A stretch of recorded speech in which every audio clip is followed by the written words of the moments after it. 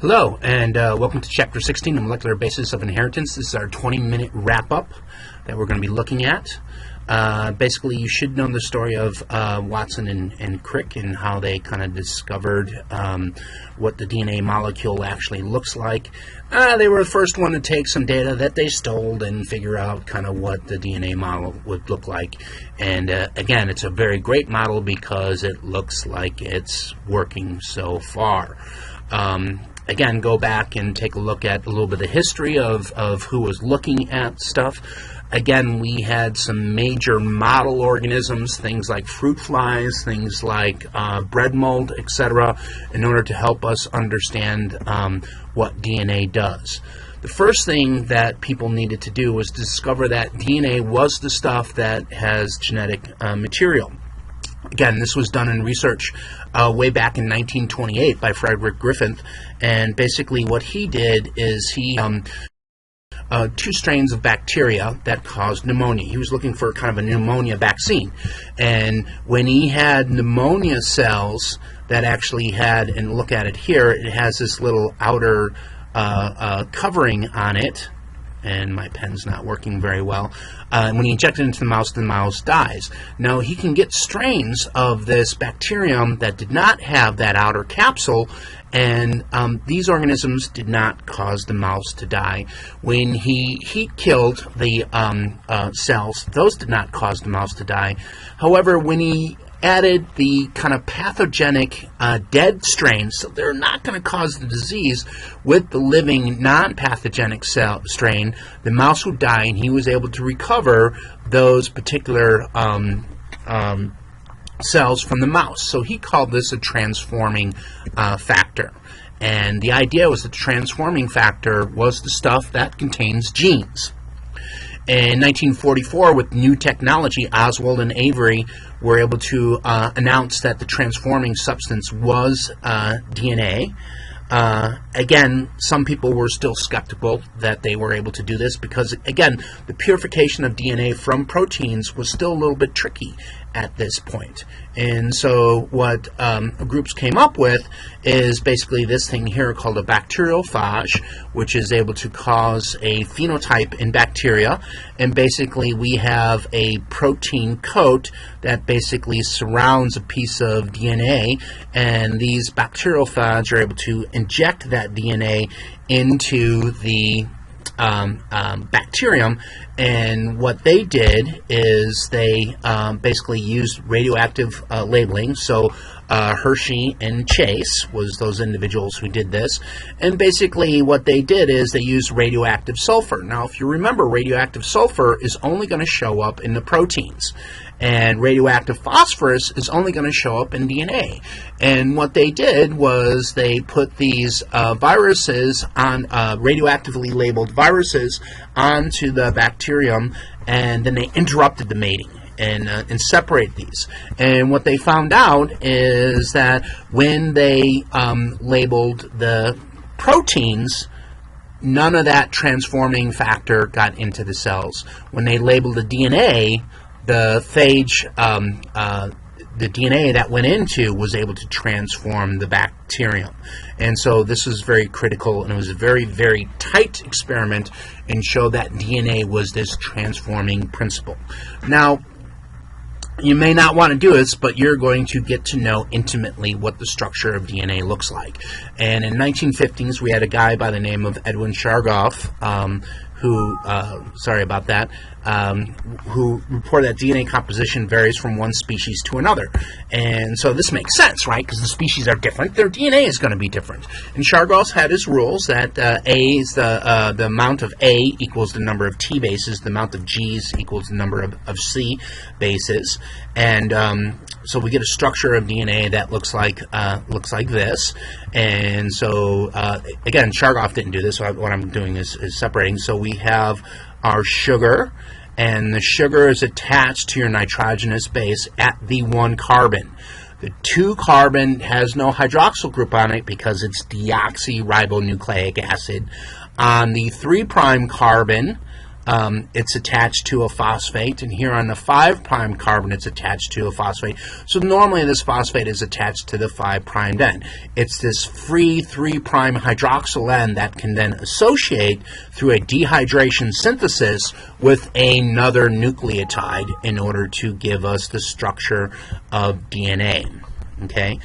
What is critical on this slide here is that we have a 5' end and that we have a 3' end. And so it's critical that you know the difference between the 5' and the 3' end. Rosalind Franklin, very wonderful individual, did get the data that Watson and Crick looked at.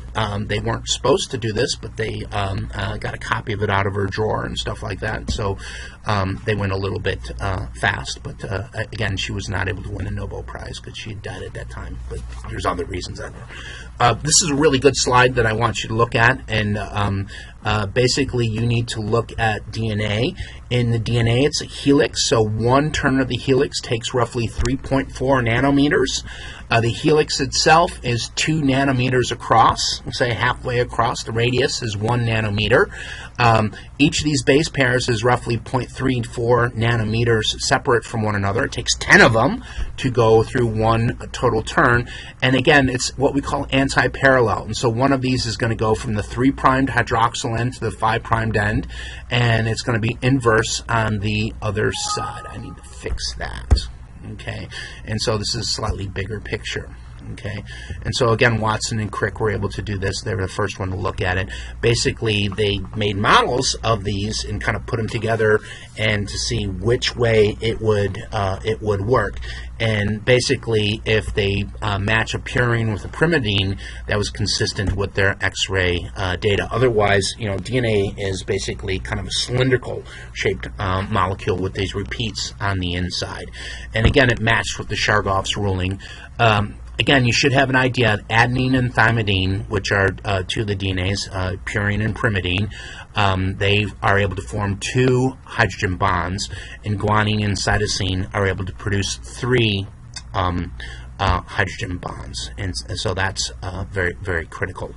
What they had an idea is here is, so when Watson and Crick did this and they produced this paper, they had a really good idea of like, how can DNA replicate itself? Because that's one of the things is like, how do these molecules make another one of themselves? What's going on with this? And basically we have this parent molecule with those 2 opposing strands of DNA. If we're able to separate those strands, because these are hydrogen bonds, adding a little bit of heat, and certain other chemicals will do this as well, we'll kind of break those bonds, again, without basically altering that sequence. And then what we can do is we can use each of those strands to actually build another DNA molecule. And so basically you have a template right there. So you're not looking at one molecule and building another molecule, in which case you can make a mistake. Here it's right there, and the likelihood of making a mistake is very low. This is what we call a semi-conservative model, and there's other models in here, and I'm not going to go into that. This was proved by an experiment using labeled DNA, and I'll let you kind of look at this kind of on your own time. And it's basically a semi-conservative model is basically what works. Replication of all of our DNA begins at the origin of replication, in which the 2 DNA strands are able to separate by opening up into a bubble. The eukaryotic chromosome has hundreds, if not hundreds of thousands of these origins of replication. They're a very long molecule, but again, you start copying many pieces of these. In bacteria, we tend to have one origin of replication, and in plasmid we'll talk about we have one origin of replication. And again, some early items here we're looking at, we're using electron micrograph in order to see that, and here this is showing the eukaryotic cell, which has many origins of replications, and we'll go over that in a little bit. Again, you need to know the parts of these. We have what's called a replication fork, which is a Y-shaped region where new DNA strands are elongating. You have helicases, which are the enzymes that untwist the double helix at replication forks. You have single-stranded binding proteins that bind to and stabilize the single-stranded, and topoisomerases, which can correct overwinding. And so I'll show this in class. I have this in here. And so, and we many times it will have overwinding, and what you want to do is to be able to replicate that long strand of DNA. So you have to have things that will take out the knots so it's able to be replicated, and that our helicases and topoisomerases do that. And so in this slide here, we're basically showing you here a primase. DNA polymerase is not able to start this replication process. It is RNA polymerase that does that. You have the single-stranded binding proteins, which stabilize and prevent the strands from going back together, and a helicase kind of opens it up, and a topoisomerase relieves some of that strain that we have on there.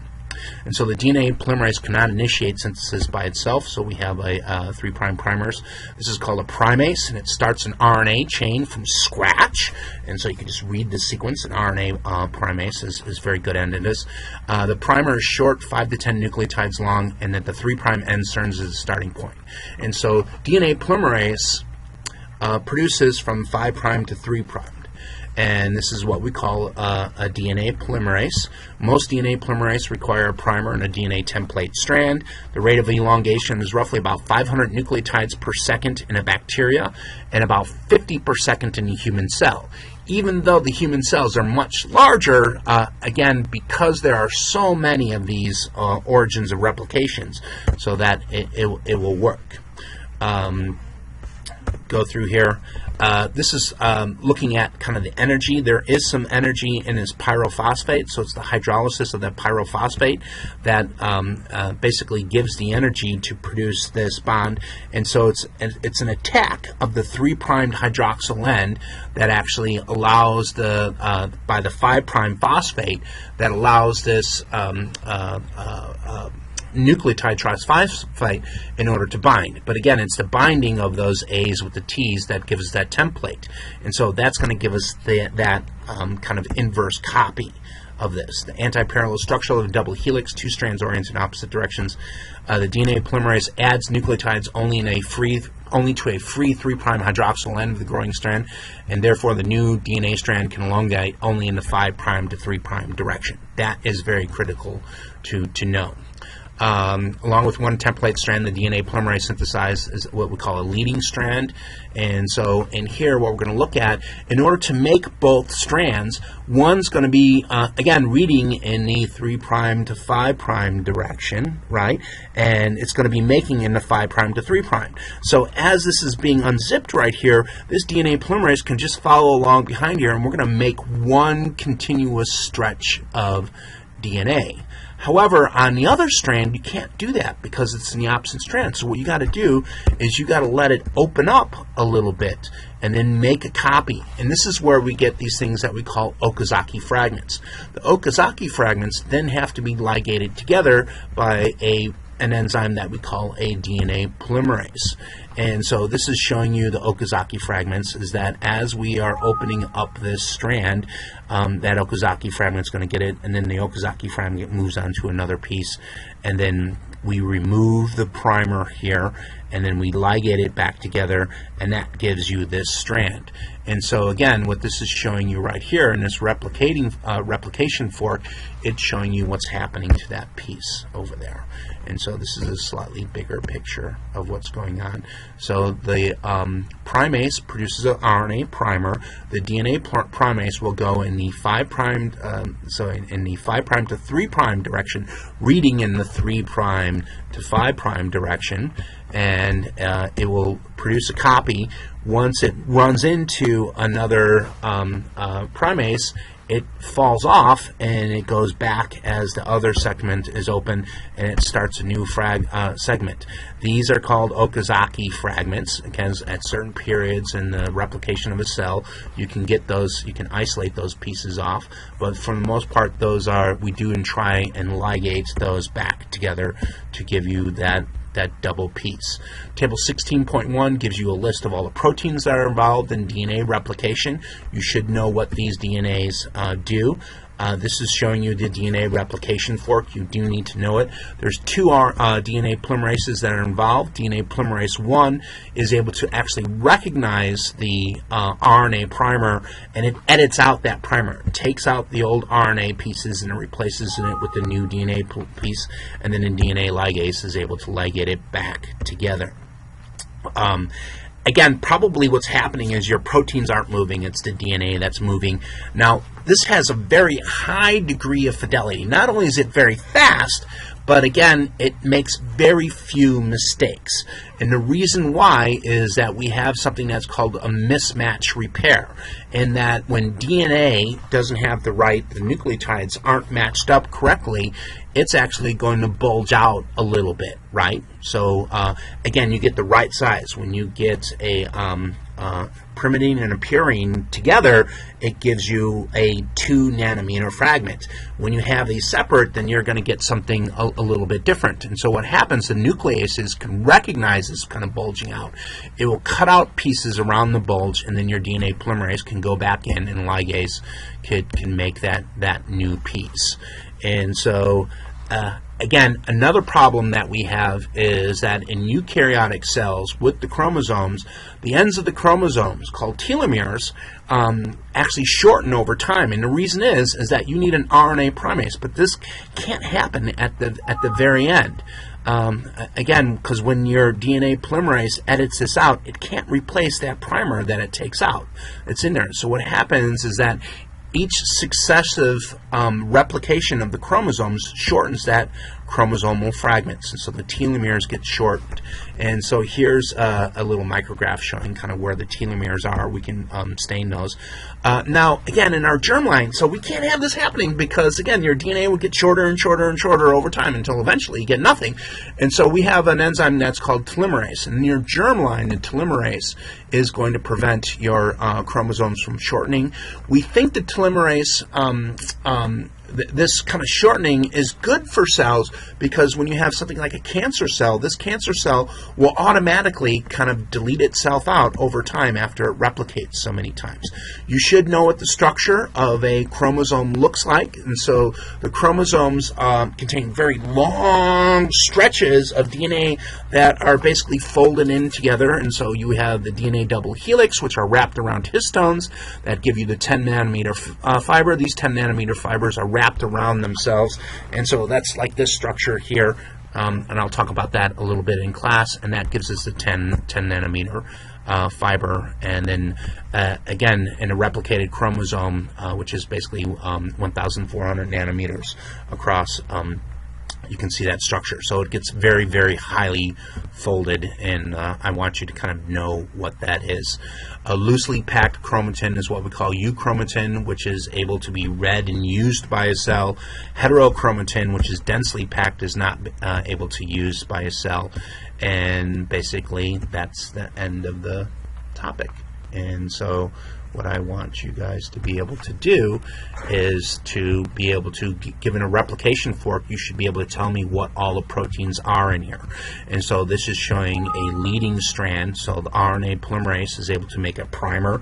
This leaves a 3' hydroxyl end that leading DNA polymerase 3 is able to make that strand. Now, in the other lagging strand, what has to happen is you have to open it up enough. You have to have RNA primase lay down a primer. This would leave a 3' hydroxyl end. DNA polymerase would be able to read it, but you need to replace that PES, so you have DNA polymerase 1, which would bind to that area, remove the RNA, and then DNA ligase would come and fix that up. And basically, you have 2 stretches of DNA that are made by semi-conservative replication. This graphic here is showing you a little bit of the DNA that as it's flowing through these particular molecules, and it's really it's the DNA that's basically moving. It's not those primers, and that's about it.